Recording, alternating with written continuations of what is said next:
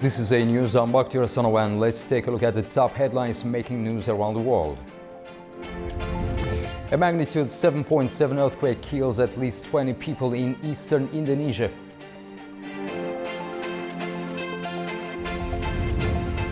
France's constitutional watchdog blocks Macron's social media ban for children under 15. And Armenia moves to restore trade links with Azerbaijan and Turkey.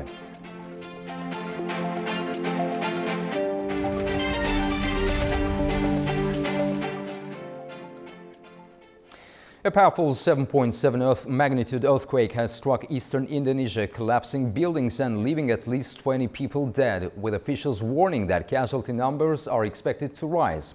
Emergency teams are now struggling to reach cut-off communities. The earthquake hit the Flores region early on Saturday, causing widespread damage and panic. In the port town of Malmö, local rescue officials report dozens of casualties, with survivors still trapped under the rubble as search operations get underway. Casualty figures remain uncertain as emergency operations proceed. While local rescue agencies report heavy casualties, the National Disaster Mitigation Agency says its data collection is still ongoing. Verified video shows parts of a building collapsing into dust as people run into the streets. The epicenter was located off the north coast of Flores at a depth of 15 kilometers. Authorities initially issued a tsunami warning, but lifted it a short time later. However, waves of less than 1 meter were recorded, and the region has since been hit by dozens of aftershocks, including a 6.1 magnitude tremor. Rescue teams now face severe logistical challenges. Rescuers have yet to reach Nagakeo, the region closest to the epicenter, after landslides blocked road access. Some teams are now attempting to reach the area by ferry. Around 2,000 residents have evacuated the region, which is currently dealing with damaged infrastructure, power outages, and disrupted communications. President Donald Trump has defended the deployment of the USS Abraham Lincoln amid reports highlighting concerns over conditions on board and crew welfare. As questions grow over the carrier's extended mission in the Middle East, Donald Trump says the vessel will soon be replaced by another aircraft carrier with a similar role. U.S. service members are concerned about the conditions on board the USS Lincoln. Well, no, that ship is moving. No, they're not. That ship is moving right now, or very shortly, and it's being replaced with another very similar ship. Has the deployment gone on too long? No. Not nearly long enough. Speaking at the Nassau County Police Academy in New York on Friday, Donald Trump vowed to declare the Strait of Hormuz U.S. territory once the war with Iran is over. The U.S. president also claimed that Tehran was being heavily defeated. Let's take a listen. And after we finish defeating Iran, which is being very badly defeated, pretty soon I'll be declaring the Hormuz Strait a territory of the United States.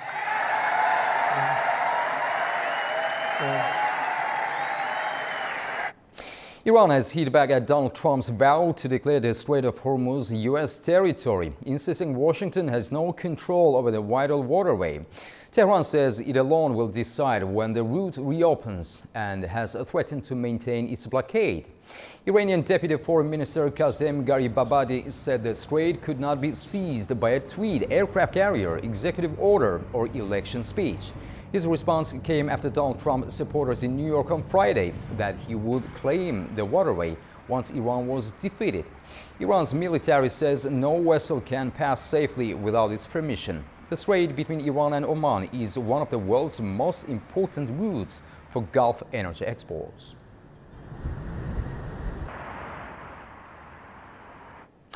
France was poised to become Europe's first country to impose a sweeping social media ban on children under 15. But Emmanuel Macron's flagship plan has been blocked by the country's constitutional watchdog. Anita Sharma has the details. Welcome to this day in Europe, where France's plan to ban children under the age of 15 from social media hits a major legal roadblock. France's Constitutional Council, which reviews laws after Parliament passes them but before they are signed, struck down the measure, saying it would disproportionately restrict freedom of expression and communication and lacked strong privacy safeguards. The law, approved in July, would have barred children under 15 from opening social media accounts from September and forced platforms to close existing under 15 accounts within 4 months using age verification systems approved by the privacy regulator. Well, that age check requirement was central to the court's objections. Judges noted that enforcing the ban would effectively require everyone, including adults, to prove their age before accessing certain online services without clear rules on how verification would work or how users' data would be protected. The ruling is a setback for President Emmanuel Macron, who has made shielding children from social media harms a political priority. But the proposal isn't dead. Macron instructed Prime Minister Sébastien Lecornu to draft a new, legally robust version of the law that respects both the Constitutional Council's ruling and the broader European framework, with the government aiming for it to take effect before next spring. Any revised law will need to strike a better balance between evidence of harm to children and the role of social media as a key channel for information, participation, social life, and creative expression for teenagers and adults alike. Now, France was poised to become the first European country to follow Australia with a broad social media age ban, and the debate extends well beyond France as governments across Europe and elsewhere wrestle with the same question: how to protect children online without undermining fundamental rights. This ruling, however, is also a reminder that between political objectives and their implementation stands the law, and constitutional protections can limit how far governments can go. For A News, I'm Anita Sharma in Arnhem, Netherlands. Fuel shortages are once again causing disruption across Moscow, with long queues reported at petrol stations and supplies of AI-95 fuel becoming increasingly limited. The renewed shortages come as Ukrainian drone strikes continue to target Russian energy infrastructure, raising fresh concerns over fuel distribution in the capital and several other regions. Fuel shortages have returned to Moscow as Ukrainian drone attacks continue to hit Russian energy infrastructure. Long queues were seen at petrol stations across the Russian capital on Friday. Drivers say AI-95 petrol is becoming difficult to find. We're struggling quite a lot because these queues take up so much time. It also affects our work. We're basically losing working hours just waiting to refuel. I've already been standing here for about 30 minutes, and as you can see, there are still 5 cars ahead of me. That will probably take another 20 minutes. I end up being away from work for about an hour just to fill up a company vehicle. So this problem hasn't gone away. As for how to deal with it, I honestly can't say. The shortages first appeared in late June and early July after Ukrainian drones struck the Moscow oil refinery and other refining facilities across Russia. The situation had improved by mid-July. This situation has been going on for several days. It's unexpected because we'd already relaxed and things had got better. But today the problems are back again. It's not pleasant, of course. At the weekend you want to go to your dacha, summer house in the countryside, but no one knows what the situation will be like there in the Moscow region. Some petrol stations are now closed, while others are selling only diesel. Fuel supply problems have also returned in the Tula, Tambov and Kaluga regions, as well as in the Primorsky and Krasnodar territories. Russian regional authorities say an oil refinery in the city of Orsk was forced to shut down completely after a Ukrainian drone strike on August 12th. Ukraine has increased its attacks on Russian oil refining facilities this year in an effort to raise the cost of Russia's war in Ukraine. The strikes have caused periodic fuel shortages in several parts of the country. Armenia says the planned Trump route for international peace and prosperity will remain under its full jurisdiction, with no foreign security forces deployed. A senior lawmaker says the wider process of restoring regional transport links is already underway. Armenian lawmaker Sarkis Handanyan has said the Trump route for international peace and prosperity, TRIP, is an infrastructure project rather than a territory or military base and does not provide for the presence of security forces from any other country. Handanyan made the remarks during discussions on his candidacy for chairman of the Armenian Parliament's Standing Committee on Foreign Relations. He said security within TRIP would be ensured by Armenia and the country's relevant authorities as stipulated in the agreement. Handanyan also said the process of opening regional communications had already begun. Armenia has already been using Azerbaijani railways for several months, and the ban on using the Ahalkalaki-Kars railway has also been lifted.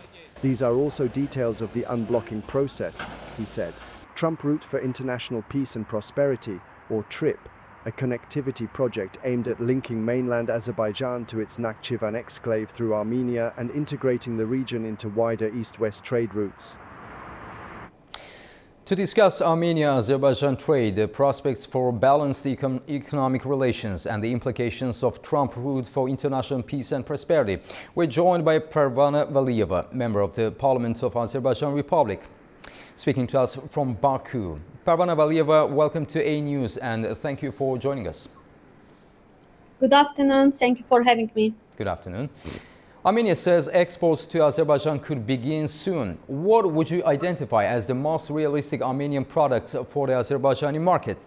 And even the two governments have exchanged lists of potential trade goods. How significant is this step politically and economically, given that direct Armenian exports to Azerbaijan have so far been virtually non-existent? Yeah, I think this is very important and practical development as Prime Minister Nikol Pashinyan announced that as Armenia is preparing to export goods to Azerbaijan. This shows that peace process is gradually moving from political agreements to real economic cooperation. Peace should not stay only on the documents on paper. It should gradually appear in people's daily life.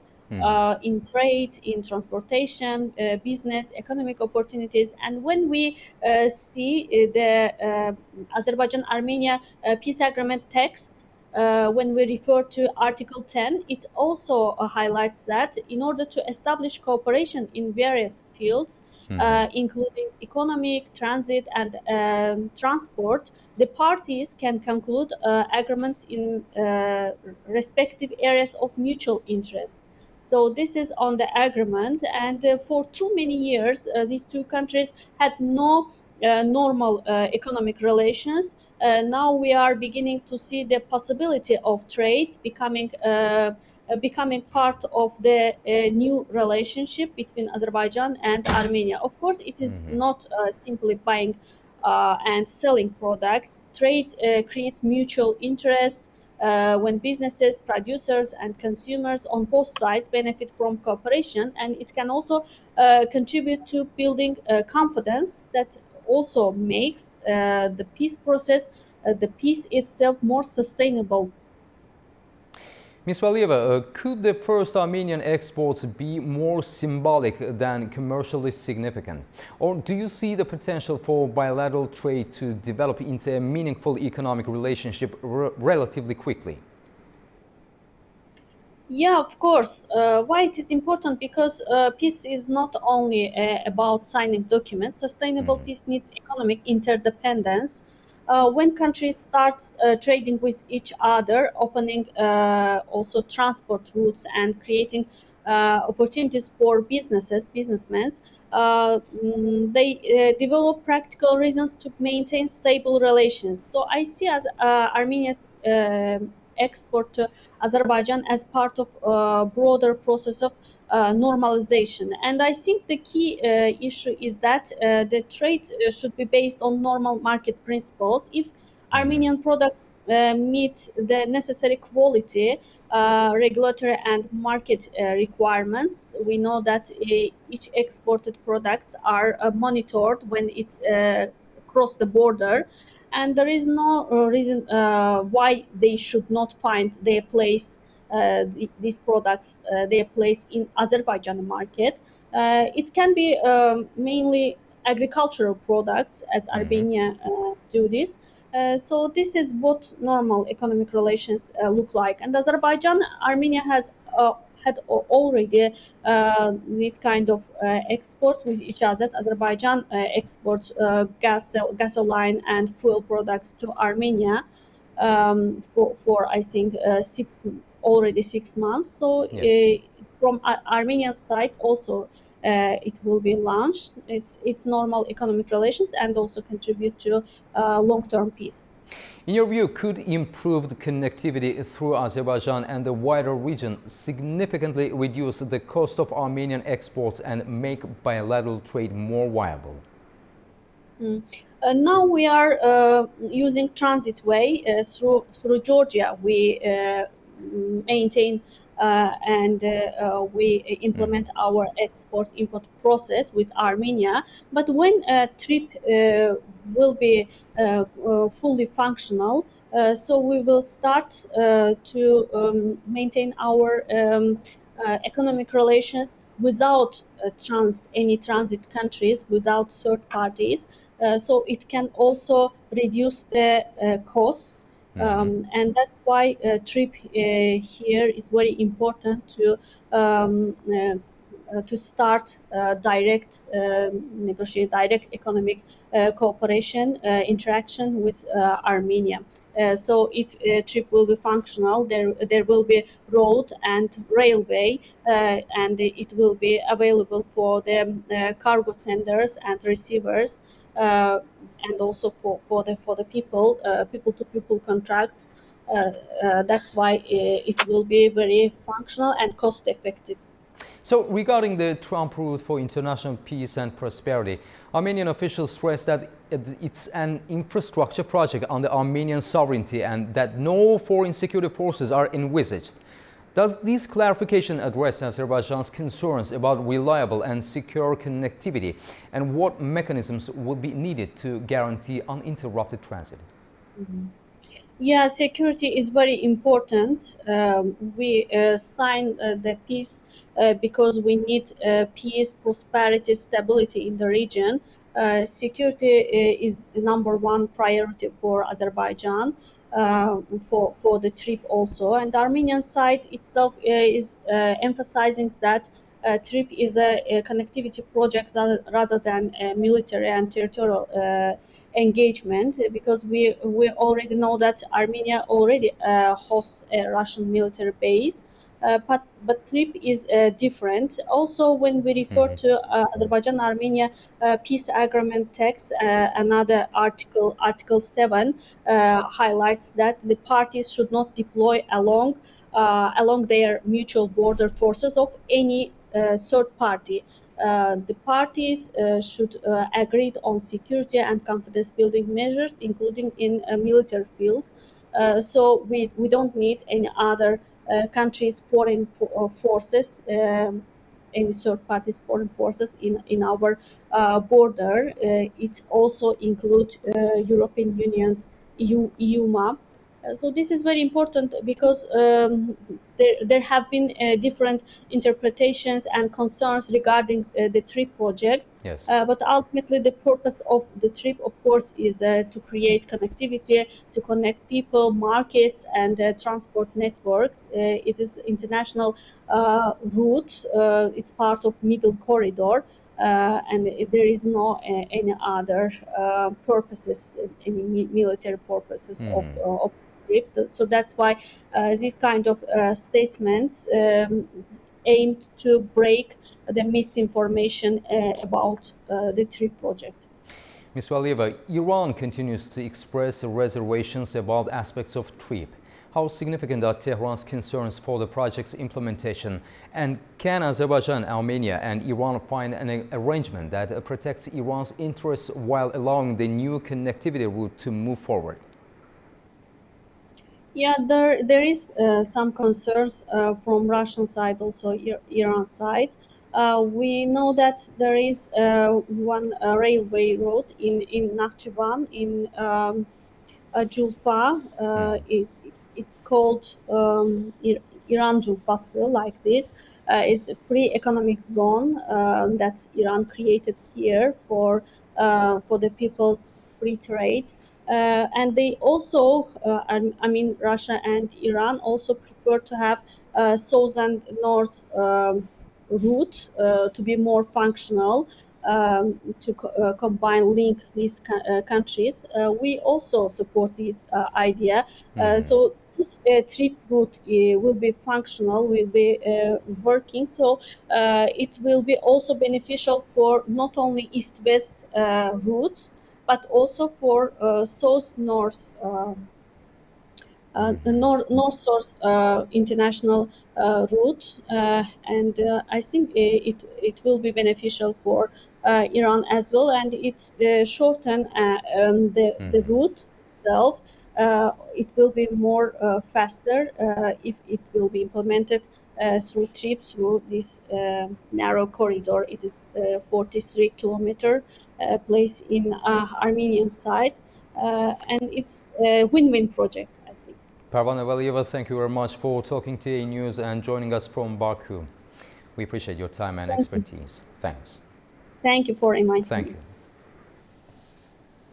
Iran is closer to ratifying the landmark convention governing the Caspian Sea 8 years after it was signed.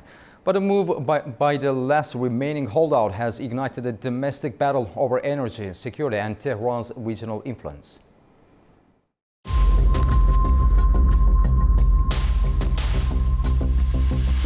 The Caspian Sea is one of the world's most strategically important inland seas, connecting 5 countries and sitting at the crossroads of energy, trade, and regional security. In 2018, those 5 states agreed on a common legal framework for its use. The Convention on the Legal Status of the Caspian Sea was signed in Kazakhstan's Aktau, following years of negotiations. 4 have since completed the ratification process. Iran has not. The Aktau summit also produced several related agreements and protocols. The convention provides a framework for several areas. Under the convention, all 5 must complete the required legal procedures before it can enter into force. Now, 8 years later, Tehran is taking steps towards ratification, bringing the long-running debate back into focus. On July 22, 2026, the Iranian government approved a bill on joining the convention and sent it to parliament for consideration. Foreign Ministry spokesman Esmail Baghai said ratification would create a clearer legal framework among the 5 Caspian littoral states. When the bill was about to be submitted, I explicitly stated that it is the people's right to be fully informed and to know about an issue that is, after all, important to national security and national interests. Some of the statements being made about the convention are clearly based on certain stereotypical assumptions that have no basis either in the document itself or in the history of negotiations and discussions concerning the document within the relevant decision-making institutions. In a statement published by Iran's national news agency, IRNA, Nabihullah Azami, head of Iran's Caspian Sea Secretariat, said the Caspian Sea Convention provides a framework for cooperation among the 5 littoral states while protecting Iran's security and national interests. The debate has also spread beyond Iran's official political sphere. Some conservative politicians, experts, and media outlets are calling for the bill to be rejected. Some critics have warned that ratification could facilitate new oil and gas pipelines across the Caspian seabed. But the convention does not automatically approve such projects. It provides a framework for submarine pipelines and cables, with environmental requirements and the agreement of the states concerned. The debate has also increasingly been linked to Azerbaijan and the Zangezur corridor.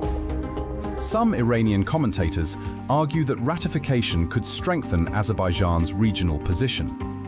But the convention does not mention the Zangezur corridor, nor does it grant Azerbaijan new rights over regional transit routes.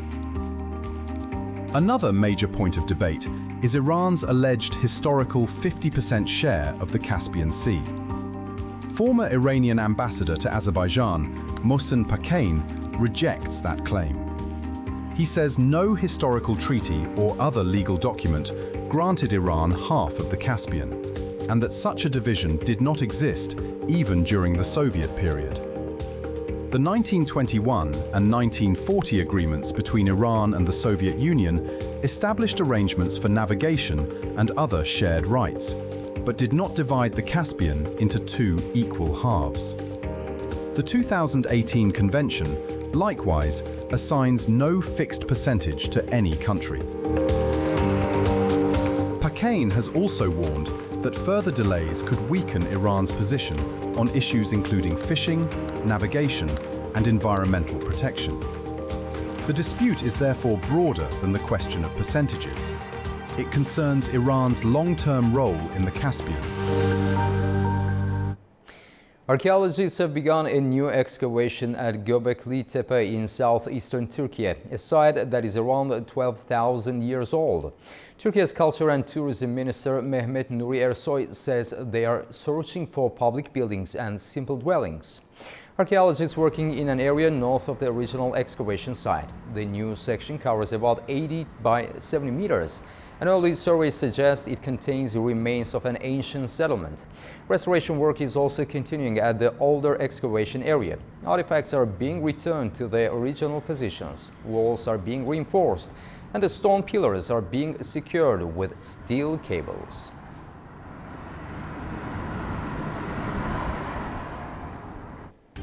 This concludes our news update for the hour. Thank you for your time and stay tuned to A News for more updates.